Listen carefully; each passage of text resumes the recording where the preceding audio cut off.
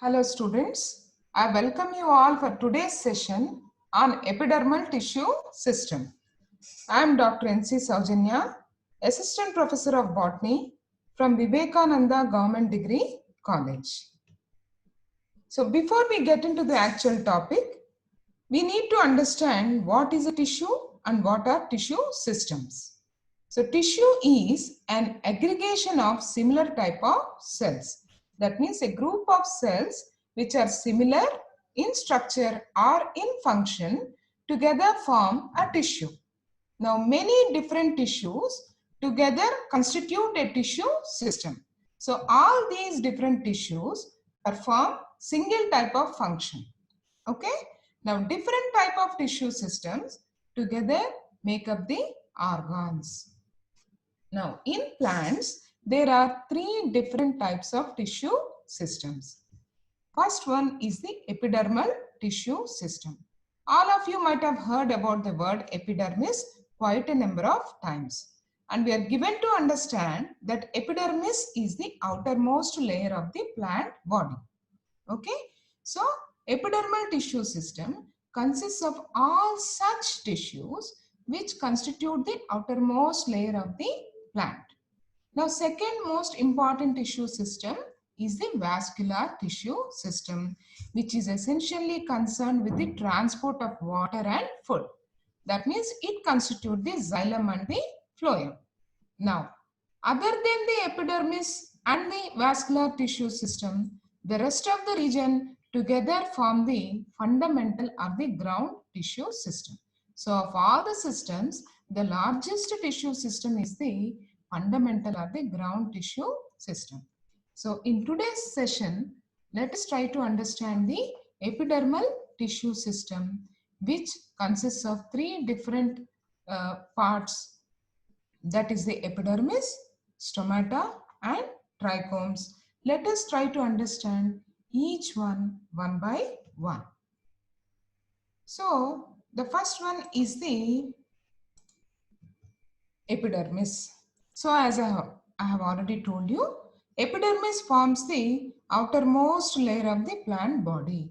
So like how the skin covers our body, in the same way, the epidermis covers all the parts of the plant body, starting from the stem to the roots. So it offers, the principal function of the epidermis is it offers protection to the parts of the plant body. Now this epidermis is made up of different cells which are referred to as epidermal cells. Now this is the epidermis. Here you can see that the epidermal cells are barrel shaped and are compactly arranged. That means they do not have any intercellular spaces in between.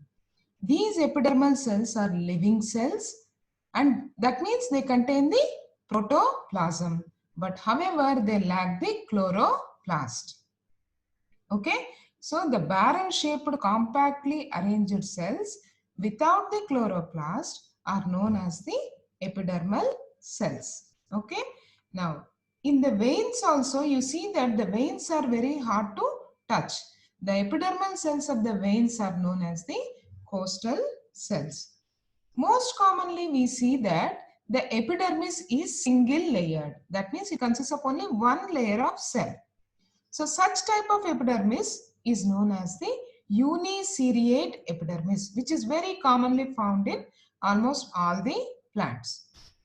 But in certain exceptional cases, it is seen that the epidermis is multi-layered. That means, see here, in the case of Nerium, the epidermis is almost 3 to 4 layered.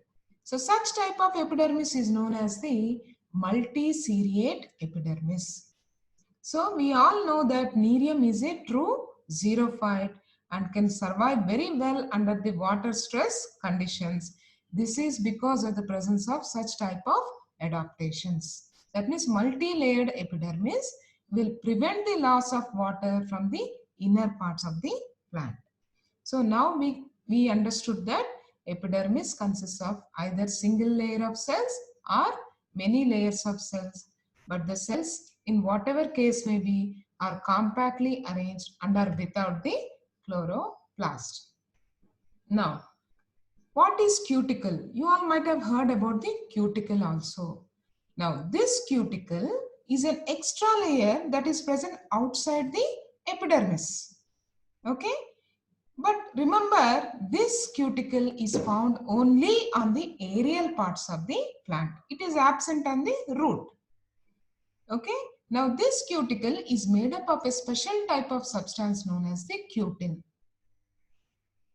So, however, as I told you, this is absent in the root and the hydrophytes. However, in the plants that are growing in the drought areas, that is the xerophytes, the cuticle is found to be very thick as it prevents the transpiration. So, what is the function of the cuticle? It gives extra protection to the plant and also prevents the transpiration, thereby protecting the plant from severe water loss.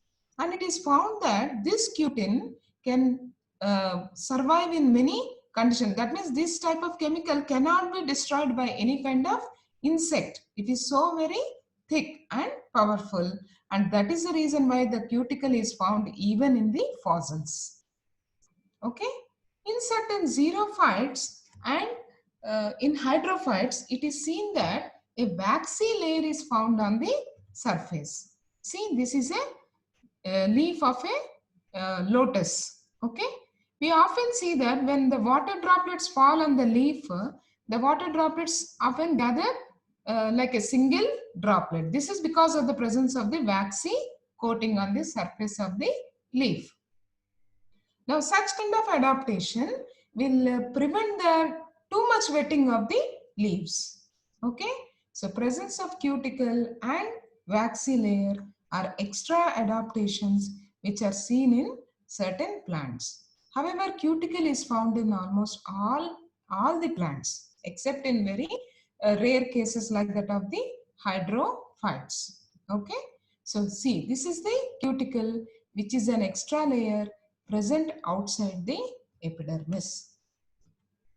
Now, in certain cases, it is seen that there are certain special epidermal cells. So, why are they special? Because they are known to contain certain additional substances like secondary metabolites or any other substance. Now, what are secondary metabolites? The substances that are produced by the plant which are not useful to the plant. Okay? What are the substances that are useful to the plant? They are the carbohydrates and proteins. Other than that, the substances which are produced are known as the secondary metabolites. But these secondary metabolites are commercially very, very important. Okay? Now, such epidermal cells which store the secondary metabolites or any other substances are known as the idioblasts. You might have seen that the lady's finger is very sticky to touch. That is because the epidermal cells will contain the mucilage. Okay, so here the epidermal cells are storing the mucilage and you call such cells as idioblasts. In few other cases, the epidermal cells will store the tannin. In few other cases, they are known to store myrosin. So such special epidermal cells are known as the idioblasts. It is seen that in few plants, the epidermal cells will contain the calcium oxalate crystals. Such epidermal cells are known as the raphites. See, these are the raphites. They are the calcium oxalate crystals which are present inside the epidermal cell. So these are the raphites. In certain cases, these crystals appear like a bunch of grapes. So such type of epidermal cells with bunch of grape-like crystals are known as the cystolith. So these are raphites and these are cystolith. In certain other cases, these calcium oxalates will appear more or less spherical. Such type of cells with spherical crystals are known as the spheroraphites. Okay, so these are different types of epidermal cells. Now, what is the significance of such cells is They are especially used in the taxonomy for classification.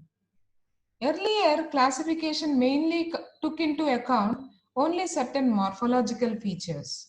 Now, the latest taxonomy is taking into account all such additional features that are found in the plants. So, this is a very important basis for classifying the plants.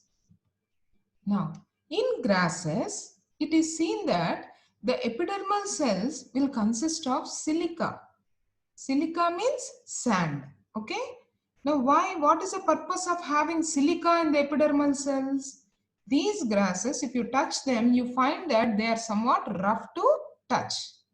So, it provides stiffness to the grasses and also prevents the grasses like grazing by the animals. Some animals, they may not like the grasses having large amount of silica. Okay, but it also affords protection along with stiffness to the grasses. That is another special feature. Now, let us come to another interesting feature, that is the bulliform cells. So, see, this is the epidermal layer. In case of certain monocots, it is observed that one or two epidermal cells will store large amount of water and appear like balloon. If you look under the microscope, they appear like a balloon. Such type of special epidermal cells which store water are found in the monocots, and those cells are known as the bulliform cells. So when these cells are filled with water, the leaves will stand stiff, and if the water is lost, they will roll. So that means these cells helps in the rolling and unrolling of the leaves. Okay. Now, as I told you earlier, epidermis covers not only the aerial parts, but it also covers the root. Okay. Now, the epidermis which covers the root is often referred as rhizodermis or epiblema. That means we don't call the epidermis of root as simply epidermis, but we refer to it as rhizodermis. Okay. So this epidermis of root will give rise to hair-like structures known as the root hairs. Now, what is the function of the root hair? They increase the area of absorption and absorb lot of water by increasing the area of absorption. Okay. Now, all the epidermal cells do not give rise to root hairs. There are certain special cells in the epidermis, and those special cells are known as the trichoblasts or pyliferous cells. So, as I have already mentioned, the main function of the root hair is to expand the absorption area. So this is about the epidermis, the first component of the epidermal tissue system. And we understood that epidermis is the outermost layer protecting all the aerial as well as underground parts of the plant. They can be uniciliate or multiciliate and covered externally by the cuticle and wax in certain special cases. The epidermis of the leaf is known as the costal cells, and the special type of epidermal cells which store the secondary metabolites are known as the idioblasts. Okay, and the special type of cells found in the grasses are known as the bulliform cells. That means this epidermis is also showing adaptations based upon the necessity. The epidermis of the root is referred to as the rhizodermis, and it gives rise to root hairs, and these root hairs help to increase the area of absorption. Now let us move to the second component of the epidermal tissue system, that is the stomatal complex. Now what are the stomata? All of you might be well aware of the stomata. They are the openings found in the aerial part of the plant. And these stomata are found in large number in leaves Of course, they are found in all the aerial parts, but their number is more in the leaves. Okay. Now, what is the function of the stomata? The gaseous exchange takes place through the stomata. Okay. Now, let us see this structure of the stomata. It is seen that the stomata, this entire structure is known as the stomatal complex. This opening that is present is known as the stoma or stomatal pore. This opening is protected by special epidermal cells. These two are also nothing but the epidermal cells. Now, how are they special? Because they are different in shape and also they are known to contain the chloroplast. I have already explained you that the epidermal cells are barrel shaped and they do not contain the chloroplast. But here you see these are also epidermal cells, but they are different in shape. In dicots, they are kidney shaped. In monocots, they are dumbbell shaped. Because they are guarding this particular stomatal pore, they are referred to as guard cells. They are referred to as guard cells. These guard cells are further surrounded by certain other specialized epidermal cells. They are known as the subsidiary cells. And below this stomatal pore, you can find a cavity which is known as the substomatal cavity. Okay, so the stomata, the stomatal pore, the cavity, the guard cells and the subsidiary cells all together form the stomatal complex. Okay, these guard cells regulate the opening and closing of the stomata, and always remember that in dicots the shape of the guard cells is kidney shaped, whereas in monocots the guard cells are dumbbell shaped. So let us understand the distribution of stomata. I have already informed you that the stomata are found in the aerial parts of the plant. Okay, but they are most commonly found in the leaves. So how are they distributed in these leaves? Okay, based upon the distribution, the stomata are of 4 different types. If the leaves do not have the stomata, as in the case of certain parasitic plants, such leaves are known as the astomatic leaves.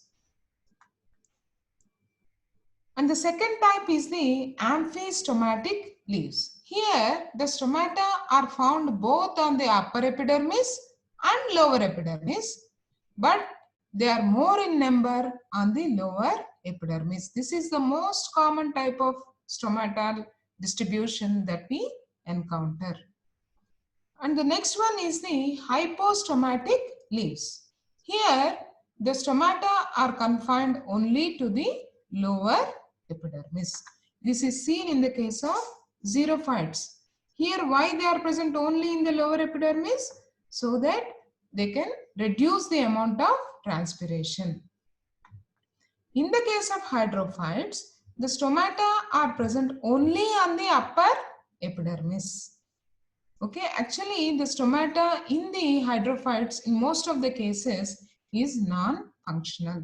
Okay, so this is these are the different types of distribution that we find in the plants. Now, what are the types of stomata? This is very, very important because you have this particular study even in practicals. So, try to understand and remember. Okay. So, based upon the type of guard cells and subsidiary cells, the stomata are of 4 different types: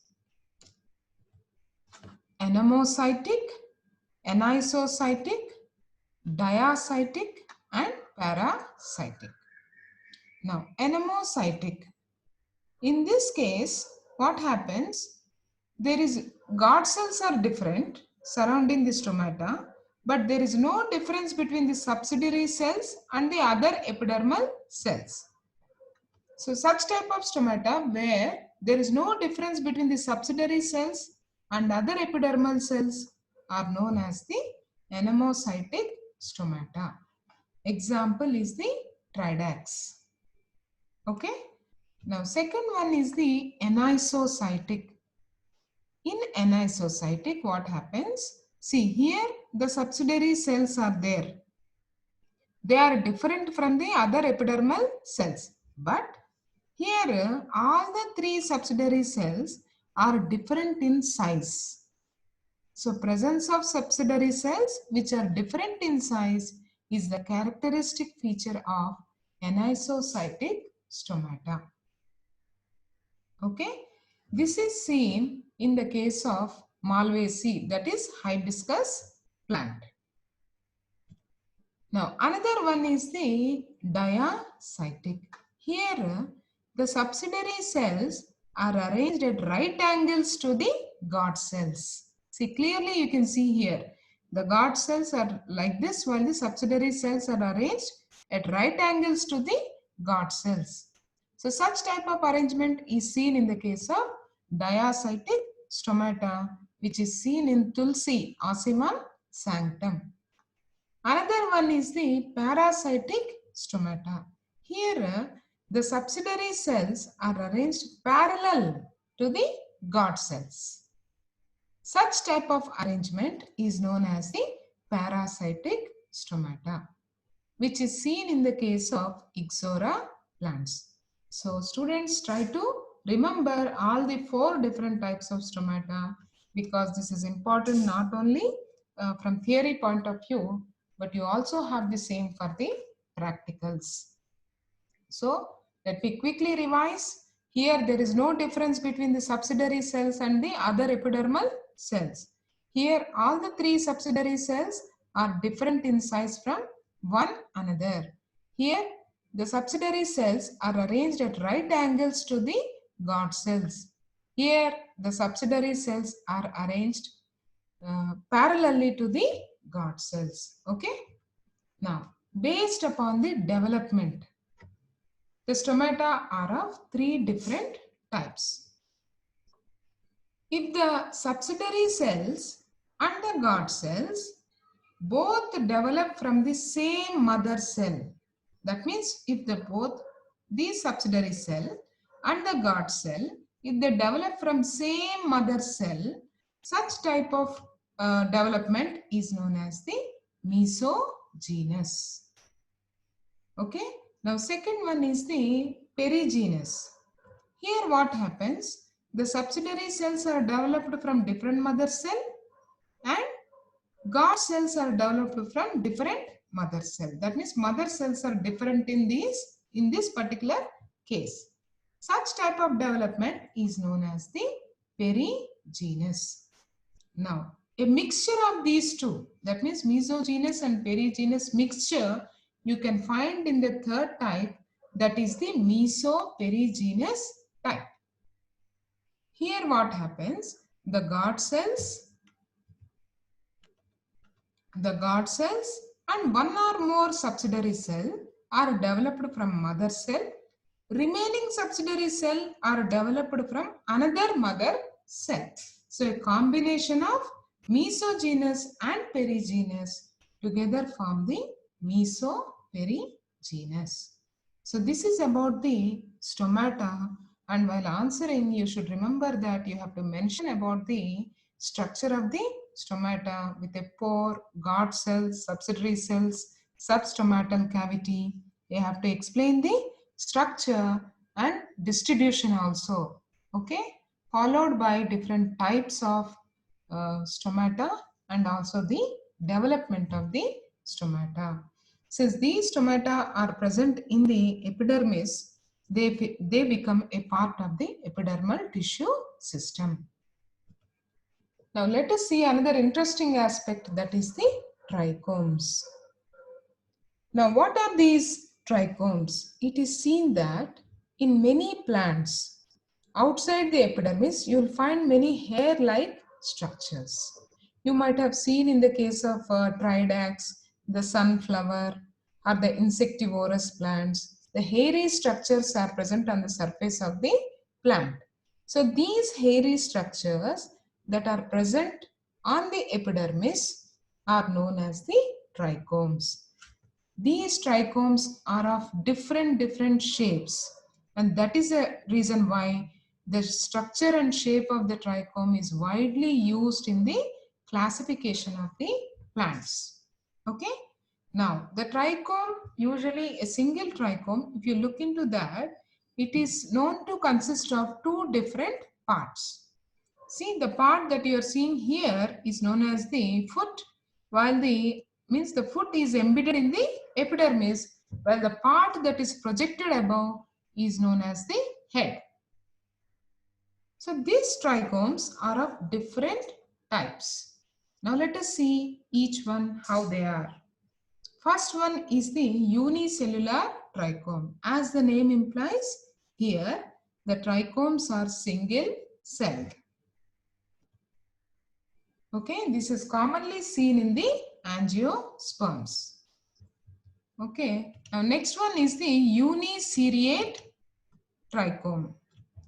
See, this is the unicellular trichome. Now second one is the uniseriate. In the case of uniseriate trichome, we see that many cells will be there which are arranged one above the another in a single row. So such type of trichomes are known as the uniseriate trichomes. If they are arranged in two rows, we call them biseriate trichomes. If they are arranged in more than three rows, we call them multiseriate trichomes. Okay. Now, based upon the shape of the tip, they are also given different names. See here, if it is in the form of a round dot, we call it capitate. If it is like a pillar, you call it pilate. Certain trichomes are like shaped like tree. They are known as dendritic. If the tip of the trichome is in the form of a disc, you call it peltate. Few of the trichomes are found to be hooked. They are hook shaped at the tip. Okay. Few are without any stalk. They are star shaped. So such type of trichome are known as the stellate trichome. So these trichomes, as you see, there are many different types of trichomes that you can see in the plants. Because of such type of diversity, they are widely used in the classification of the plants. Now, what are the functions of these trichomes? So it is seen that these trichomes will protect the plants from the insects. If any insects happen to come and visit a particular plant, the legs of the insect often get entangled in these trichomes. Thereby, these trichomes prevent the entry of insects into the host. And they are known to release out the excess of salt. They are known to secrete the mucilage. They are known to secrete the nectar. So these trichomes are very useful to the plant. Okay. So now we understood that the epidermal tissue system consists of three different parts. That is the epidermis and stomata, followed by the trichomes. Okay. Now, what are the functions? After we understood that the three different parts are there, what do they do? How are they helping the plant? Epidermis is the outermost layer. It covers all the primary parts of the plant body and affords the protection to the plant. In most of the cases, the epidermis is covered by the cuticle, and this cuticle prevents the excessive transpiration. It further protects the plants from injuries, high and low temperatures. Now, the root hairs that are present are also part of the epidermal tissue system, and they are known to help in the absorption of water and mineral salts. Now, the stomata that are present in the epidermis are the region where the exchange of gases helping in photosynthesis and respiration. In certain case, the epidermal tissue system or the epidermal cells modify into hydathodes. Now, these are certain special structures which help to remove the excessive water from the plant. Okay. Now, one more important thing is trichomes. These trichomes are known to protect the plant from various infections from insects and also are known to secrete the excessive um, salt and mucilage from the plant body. Now let us look at a very short video on the epidermal tissue system.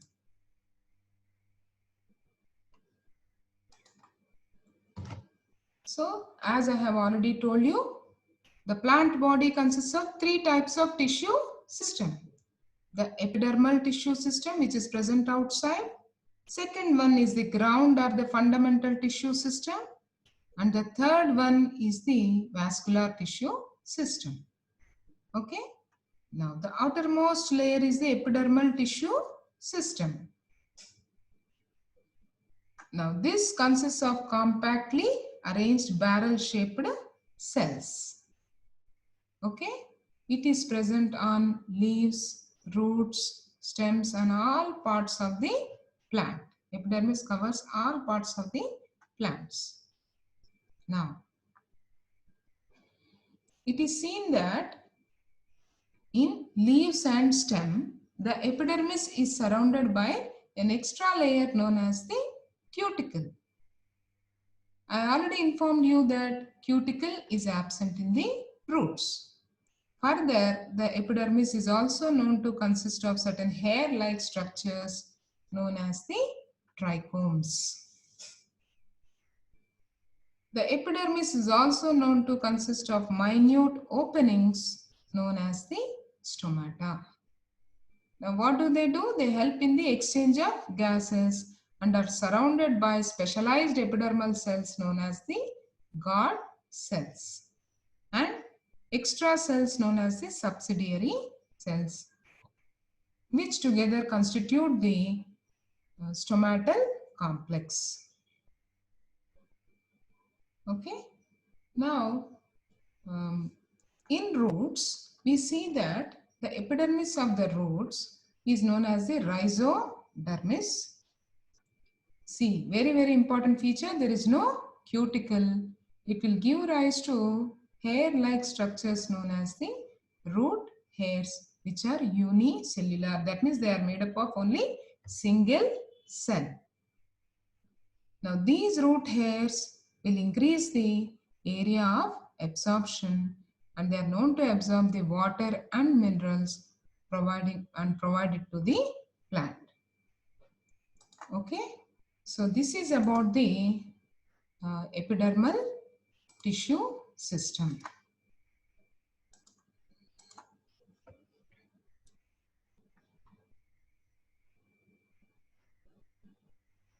Thank you.